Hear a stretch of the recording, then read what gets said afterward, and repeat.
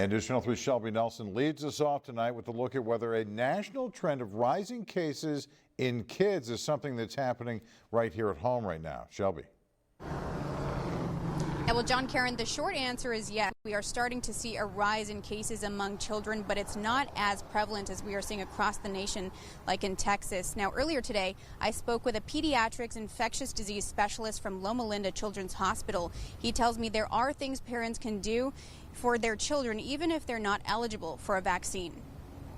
We are seeing a similar trend. We're seeing that most of the kids who are being hospitalized are either kids who could not have been vaccinated, or so meaning under 12, or those who mostly have not been vaccinated. After nearly a year and a half into the pandemic, COVID cases among children are on a steady rise.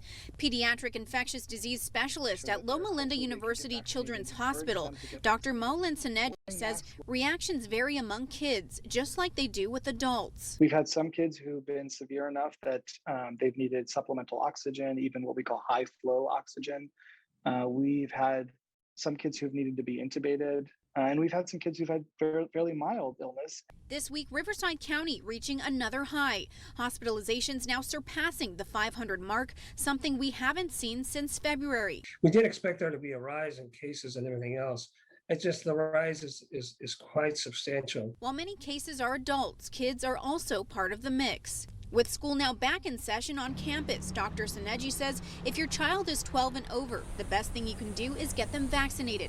But what if your child isn't old enough? He says be proactive, check to see whether staff is vaccinated, and continue masking and hand hygiene. Seeing what is happening firsthand, Dr. Sanedji says there is one more thing to look out for if your child had COVID recently. I think in the coming weeks after the COVID cases start, we start seeing cases of multisystem inflammatory syndrome in children, or MIS-C.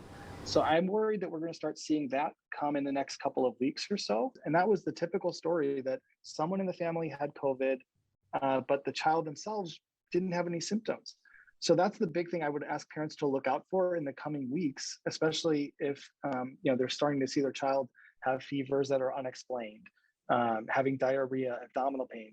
Call your doctor, come to the emergency department, get checked out. He says MIS-C is treatable, but it's a serious condition. Now, one additional thing to add about MIS-C that Dr. Sanedji was telling me about, it is very uncommon, but it is possible because they have seen it. So if your child or kid does exhibit those symptoms after having contracted COVID, you're going to want to reach out to your doctor immediately. Reporting live in Indio, I'm Shelby Nelson for News Channel 3.